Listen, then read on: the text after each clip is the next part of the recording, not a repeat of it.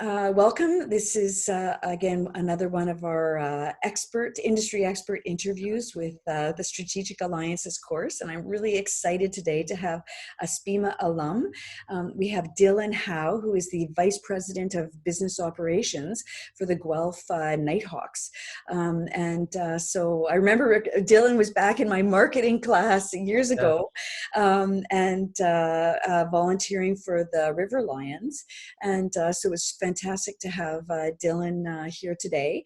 But Dylan, just before we get going, is it okay if I tape our interview today? Absolutely. All right, perfect. All right, well, look, how about we get started with just a little bit of background? Can you tell us what it's like to be the Vice President of the Nighthawks? Yeah, no, most certainly. I mean, first and foremost, thank you for the invite, Dr. Cousins. Again, I'm hoping that those who are watching this can take away a bit of information just in terms of how they kind of see their future in sport going. So again, as Dr. Cousins mentioned, I'm the Vice President of the Guelph Nighthawks. Excuse me. We were just talking about this earlier. I started as the second employee, if you will, of the club back in 2018 when the league and the teams were just kind of an idea. It's actually, I mean, I guess I'll tell this story now because again, we're just chatting. It was the fall of 2017, and then with my time with the River Lions, and this story is more so for those who are watching this, kind of realize it's all about, making connections and knowing the right people.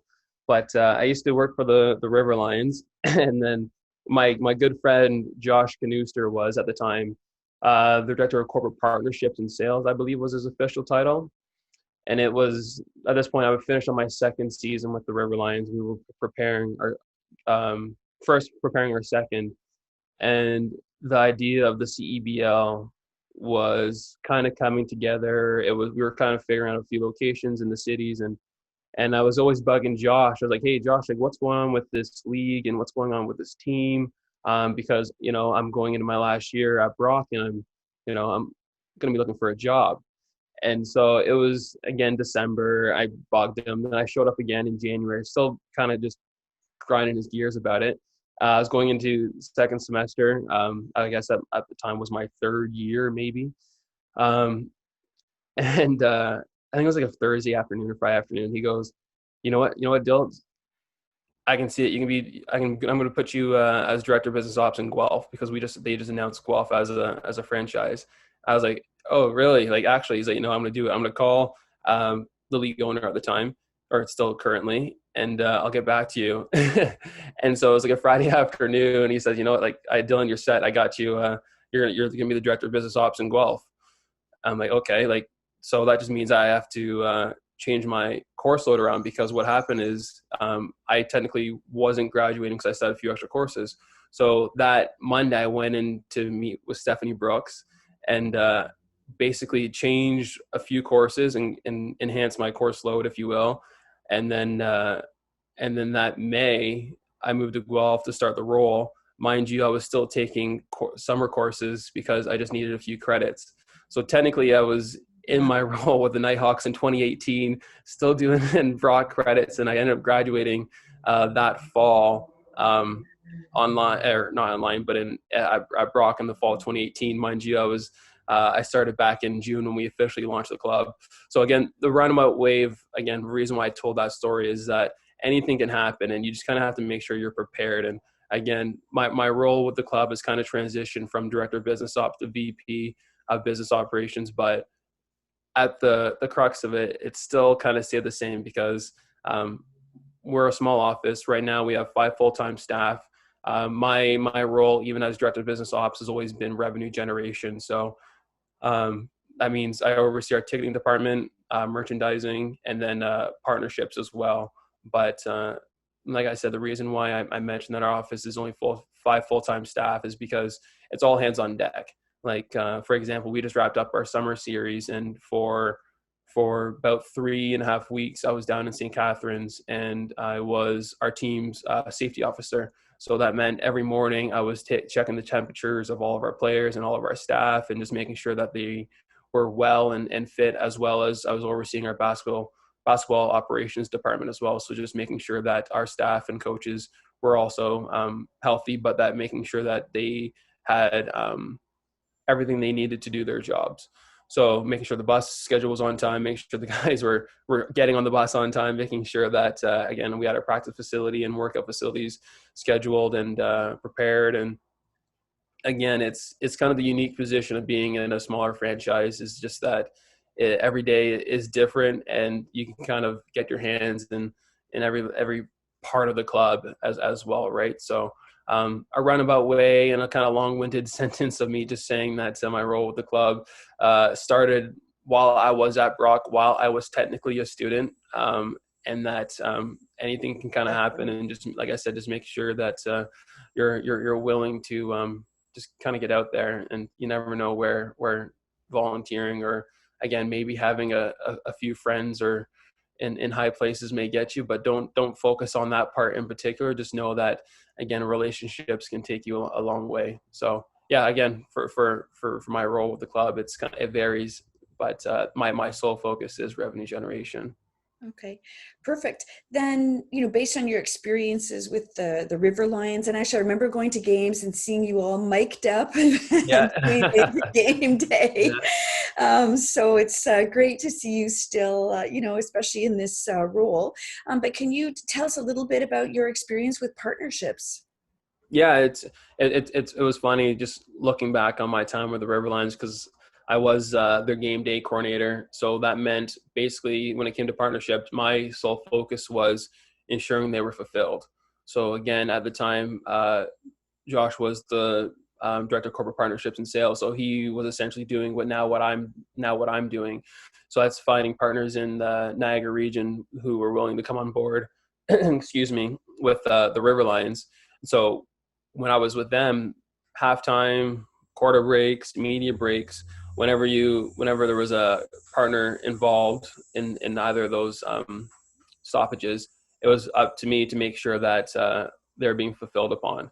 So through that kind of experience, I kind of had an idea in terms of what options we could have available at in Guelph with the Nighthawks. So for me now, when it comes to partnerships and the marketing side of things, it's I can speak to what it may look like in an event in one of our games. So again, for sports partnerships, it's different. And I don't say not too many partners know, but like for us in Guelph, we have to remember that there's a lot more mom and pop shops, right? We're on the GTA, we're not in Toronto, so you don't have the head offices of like Coke or Pepsi or the Cloud or of MLSC, right? So you're dealing with people who own their own businesses, their own shops, who don't spend the big dollars on partnerships. So for us, we need to convey that message in terms of what value they'll get back to us. So being able to have that experience with the River Lions and understanding how a partnership will unfold goes a long way when we have our meetings in terms of explaining what the value back is and how we'll demonstrate and how we'll process and go through with the partnership. So that's kind of a way of me just explaining the experience between the two. Okay. And can you tell me, so so you've talked about a small market, right? A different type Yep. of, corporate client. Yep. So what types of activation or what types of things would you offer to like a smaller business in terms Yeah, of absolutely. how they could leverage a relationship with the Nighthawks? Yeah, so like for example, we have you will use Speedy Auto. Speedy Auto is a recognizable brand across the country, but at the same time, they're all franchised. So they're actually all owned and operated by individuals, right? So it's not they're not corporate stores. So in our case, there's in the Speedy Auto in Guelph, again, same situation, that they were new um, to the whole marketing side of things. For us, we they provided value back to our season ticket base. So if you're a Nighthawk season ticket holder, you go in there to get your oil change or your tires changed or whatever service you needed done to your vehicle. They provide you with a 15% discount.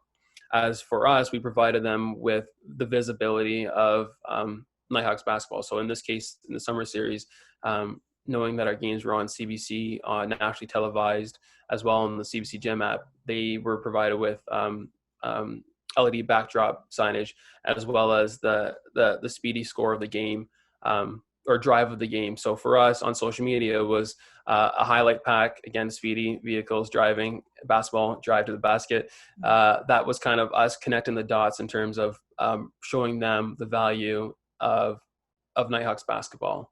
So it's just kind of it's all about getting creative and trying to find that fit for both parties, essentially, where they feel like they're getting the recognition that they deserve, as well as we're providing the value back to them as to saying, yes, if you're going to invest in us, we want to make sure anyone who is a part of Nighthawks basketball knows about, in this case, it would be Speedy Auto. So it's just like I said, it's more so about getting creative and just finding that fine line where everyone's happy. Okay. And typically, when you are either seeking out a new partner, I guess Mhm. with the new franchise, there would be a lot of, there's sort of that initial engagement. Do you Yeah. look for partners sort of for longer term relationships, or do you try to, think about, okay, we'll bring them on board and then we'll work with them and then potentially build it up over time? Or what's your view on that? Yeah. So for us, again, just going into what will now be our third season, it's we're looking for partners that are willing to grow with us. So we're looking for those who understand what we're doing. Again, we're new team in a decent sized city, but in a city where they don't have professional sport. So for us, it's if those companies or businesses invest in us, they understand they're investing for the long term. So we want to make sure that those who do come on board understand that, yeah, we as we grow, we want you to grow, and it's kind of like we move in the same direction together. So when we're seeking out partners, it's kind of finding that right fit, because yeah, we call up every single business in Guelph and see if they want to come on board, and we'll have a laundry list of partners, but that's kind of not what we want to do, right? We want to make sure we have fulfill each category, but with partners that are willing to see the long-term picture, because again, we're essentially a sports startup, right? We're going into our third season. It's all new. Again, it's we had to have that early introduction to pro basketball and pro sport in Guelph, and just kind of finding those willing to, like I said, I sound like probably a broken record now, but just those partners who are willing to kind of ride this out with us and and see us grow, because it goes hand in hand. Okay. And then, so how frequently might you be in touch with some of the partners, say Speedy Auto? Like, is it different during the season versus the year, or is it, and then how do you touch base with them? Like if you had an idea, would you just, broach that subject with them, and vice versa? Like, how does that type of interaction work in terms of? Yeah, so for this, it's kind of it varies all the time. So for us, being even myself, I was new to Guelph. I didn't. I think I was there once or twice visiting a friend back when they were in school there.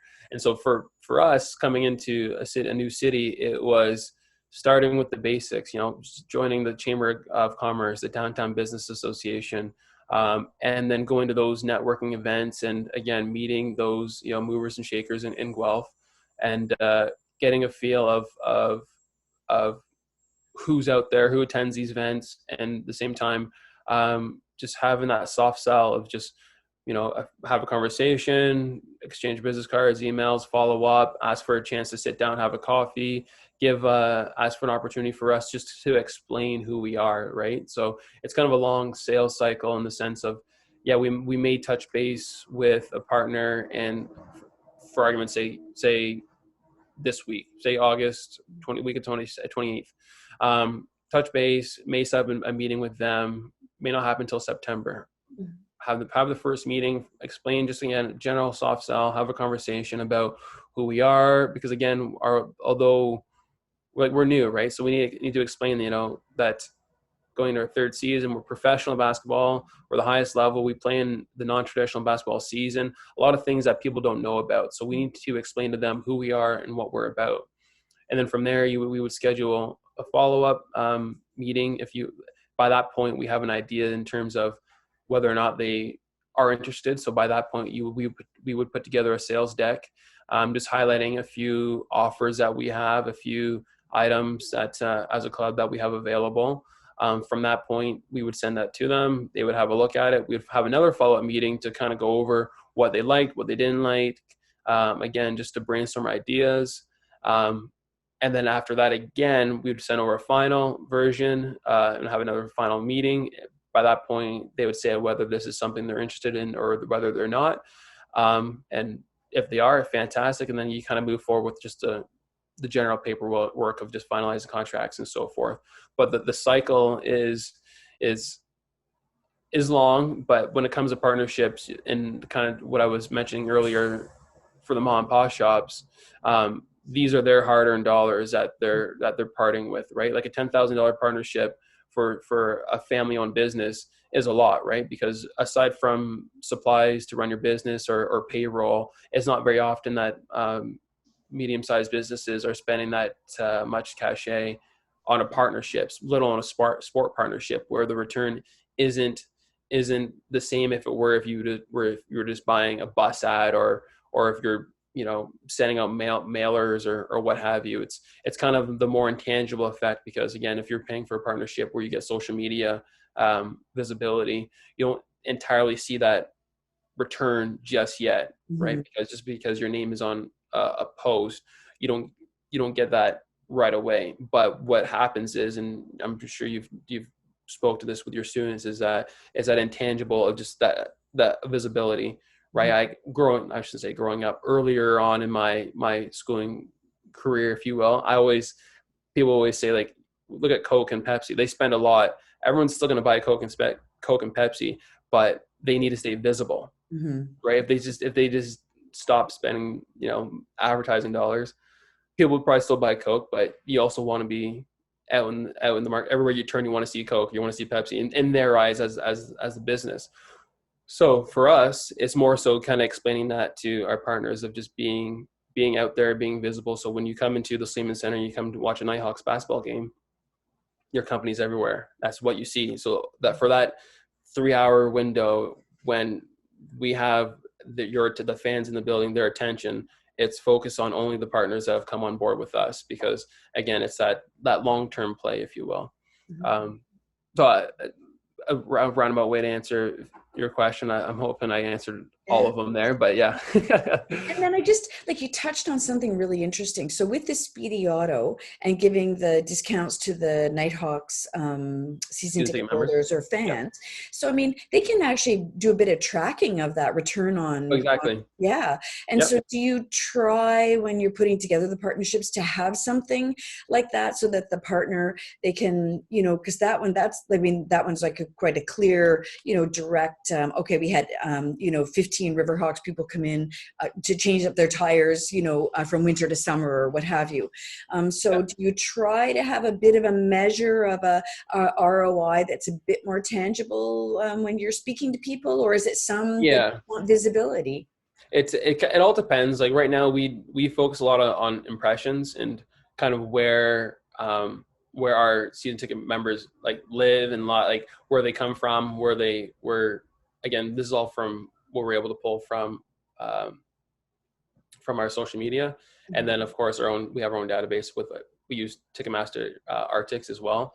So through that, we can kind of pull our postal codes. But when it comes to the partner end, in terms of how many people go through and use their services, we leave that to them to track. But we do have the numbers in terms of how many FlexPack ticket holders we have, how many season ticket members we have, where they live, and then of course just the general impressions of where if you were to put your logo on, say, one of our volunteer shirts, we would then be able to have a rough idea in terms of the eyeballs by those in the venue, how many people have the shirts, how often the shirts are worn, just kind of a way to kind of have a ballpark figure. And then of course, by being on CBC this year and on the GEM app, we're able to pull we will be able to pull those reports. I know the league office has those and they'll give that out to the teams, but we'll be able to pull the viewership numbers as well.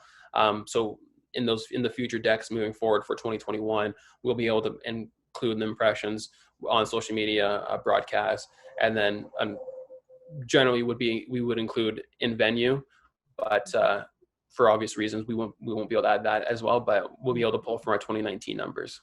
Okay, great. Can I say a little bit? In terms of maybe some of the partnerships that have been, that have, and I know you're a newer franchise, so this is maybe Okay. a bit tough question, but what would you say goes into like a successful partnership?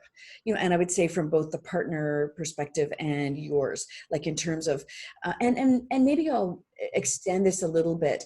That again, as you work with people over time, do you find you get to know them? Right. And does having that a little bit of that personal touch, does that make a difference when you're interacting people? Like, and I know it's you can't invite them out to a game and obviously have a piece of pizza with them or, whatever, have their kids there. But do you find that, over time you develop that sense of like a stronger personal relationships just because you're getting to know them? And do you think that that strengthens the partnership? Oh, absolutely. I think for us, we're we're lucky enough that we are the size we are, is where we we well we do we know essentially almost all of our season ticket members by first name, right? Not because the number is so small, it's just because it's manageable. Same thing when it comes to our partners. We have that relationship where, again, if we had 17,000 season ticket members, some would fall through the crack. Mhm. But for example, last night we had our season ticket member appreciation night with at our partner's location. In this case, it is Montana's of Guelph, and they've been great to us. Came on board last year. Again, they helped with player meals last year, and then this year we had our event there. Gave out our season ticket packages, had a merchandise sale. Then Montana's offered a discount on their meals. So what happened? People were coming to pick up their packages, and they're heading right in to have a dinner, right? So for Nice. us, that relationship was fostered a year and a half ago, and just again over time, like any relationship, excuse me, you just kind of build that that strength in terms of where you can turn to a partner, and if you need assistance with something, they're willing to help out because you have that bond, if you will. Now, where if we were much larger and as our season ticket numbers increase, you may not have that, or in other organizations where you are looking at 10 to 15, 12,000 season ticket members, Mhm. there's just too many people to know on a first name basis. And example, like when our clients were coming to pick up their packages last night, when they're coming to you, oh, that's John, or that's Chris, or that's Diane, or you just know, right? So again, when it comes to like forming the relationship and the partnership is just having that transparency, understanding what both parties are looking to get from that. And if there's something that, if on our end we're slacking, or if there's something that we need from them, you can go to them and have that open conversation, because you have that trust with one another, because we're like I said earlier on, we're all in this together, right? We're in this to grow as one. So it's, yeah, having a strong relationship with your partners, and like I said, just being able to speak open and honest with them, and just and being able to deliver as well, goes a long way. Okay, great. So this course, the 4P25 Alliances, so the students are going to be graduating. And just wondering, as they venture out, I would say most sport organizations in some way, shape, or form are dealing with other organizations, whether it's a partnership, an alliance, maybe they're part of a network of organizations that are interacting. Do you have any advice for the students, some like takeaways based on your experiences?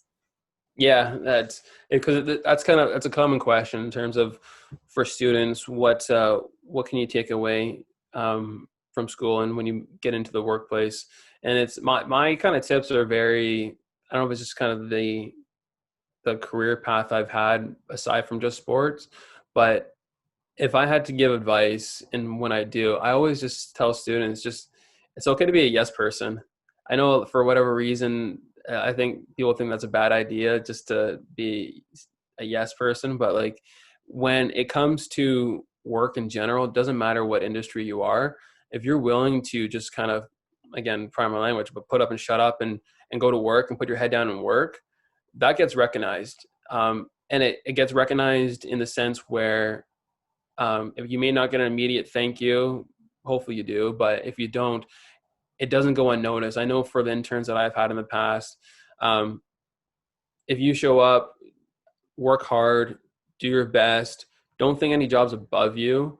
Um, you're going to go far, and no matter what industry it is, it's when you go into a certain position with expectations where you, again, I say this politely as well, but if you think you may be too good for a job, or it wasn't what you expected, if it wasn't what you expected, that doesn't matter. Just kill it. Just do a great job. If again, if you were hired as a social media manager, or operations intern anywhere, and you go in there and say your superior doesn't like the tweets you've written up, don't get discouraged. Just find other avenues to impress. If it means, again, looking up new ideas, new suggestions, just always continue to work hard. Same thing if you're an operations intern. Like those positions, you kind of have to do everything. So instead of getting mad at the job that you were given, just do a fantastic job at it, because that way they can't not be impressed. It's when, as a student, you go somewhere and you kind of half-ass it and you're not really into it, and because that shows, that will show in your work. And at least I know for me, I see things like that. I don't need to be around to understand a person's work ethic, because what happens is and maybe I'm just speaking from personal experience, but I know all interns that I've had, we've hired a few, and then I would definitely go to bat for them in terms of other positions. Like case in point, I had an intern this January. I was super happy with, worked hard, came in every day, the best of his abilities. And there's a job opening up in Fraser Valley in one of our franchises. He asked if I would, write him a letter of reference and introduce him to the president out there. And I said, absolutely, because I know that he'd be a fantastic fit out there. But had he not been a hard worker, I probably wouldn't have, truthfully, but I was impressed with him. So if I would be happy for him working with me, then I know for a fact he'd be happy. Like those out west would be happy hiring him there. So again, another long-winded answer for me, but if I had to give advice, it would just be get out there, make yourself available. No job is too good for you. And then it's okay just to say yes. Take the trash out. Yep, sure. Can you go pick up a player from the airport? Sure. Can you go do X, Y, Z? Just, yeah, obviously some things you may not be able to do, but you know what? You should never be hesitant. Just, yeah, let's just get it done. Just keep moving forward. All right, great. Just if everyone doesn't know that Dylan, you were the first pro team out there with the bubble and Yep. managing the bubble and pulling all of that together and having your season at a time when sports and basketball fanatics were absolutely desperate for content. And I can't imagine the Herculean effort that it took for you and your franchise and athletes and the whole league to come together to do that. So, congratulations Thank on you. having your season, and hopefully everything will be opened up and we'll be seeing the games live Yes. in your next season beginning next May. But I can't thank you enough for sharing your expertise with students, and someone in your role who's working with partners, they have been for years, that can give us some insight into what's important. It's really invaluable. And so I wish you luck in everything that you're doing. And if there's ever anything we can do, obviously from a Brock perspective, then please let us know. Absolutely. Most certainly will. Okay, great. Thanks so much, Dylan. Take Thank you for care. having me. Okay, Okay. you're so welcome. Thank you. All right, take care. Bye. Bye-bye.